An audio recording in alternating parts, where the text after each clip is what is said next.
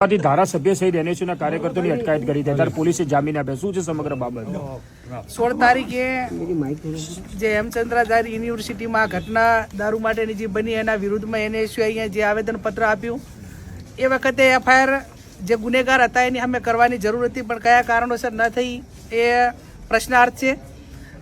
અમારા બંને આગેવાનો ભાઈ મહિપાલભાઈ હોય, ભાઈ ચારે આગેવાનો, ભાઈ પ્રમુખ છે, કિરીટભાઈ છે, ચંદનજી છે, એ કાયદાને માન આપીને એ શાંતિમય વાતાવરણની અંદર જે તે વખતે ઘટના હતી એ ટાઈમે પણ એમનો કોઈ રોલ નહોતો, છતાં પણ આજ સવારે જ સામેથી હાજર થઈ અને કાયદો અને વ્યવસ્થા જળવાઈ બંધારણને માન આપીને હાજર થયા છે.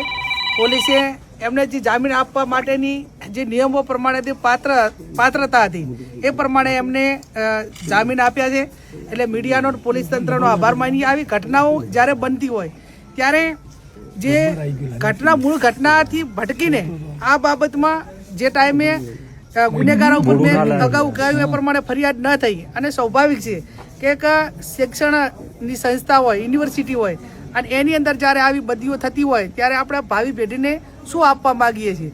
યુનિવર્સિટી એટલે કંઈ નાની વસ્તુ નથી, ત્યાં દીકરીઓ કેટલી બધી અભ્યાસ કરતી હોય, પણ એના બાબતમાં પણ અત્યારે મેં વાત એસપીને કરી છે, અને આવનાર સમયની અંદર આવી ઘટનાઓ ન બને એના માટે કરીને સમાજે જાગૃત થવું પડે, વહીવટી તંત્રએ, અને જે પ્રમાણે અમારી એક જવાબદારી છે એ જવાબદારી કાયમી નિભાવી છે ને આવનાર સમયમાં નિભાવશું. આપે પણ સૌએ સાથ સહકાર આપ્યો એ બદલ આપ મીડિયાનો પણ આભાર. કિરીટભાઈ